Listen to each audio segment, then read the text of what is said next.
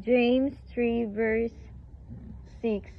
And the tongue is a fire, a world of iniquity. So is the tongue among our members.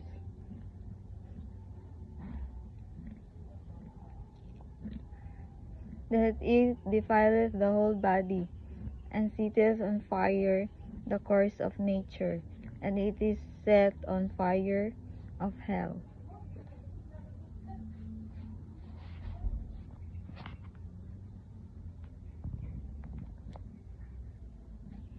That's the message of the Lord for you today.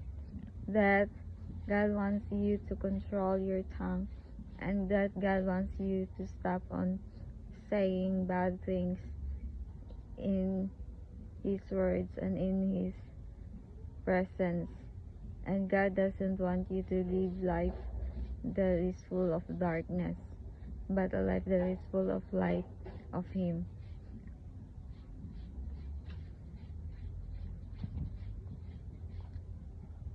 Thanks for watching my video, and God bless you all.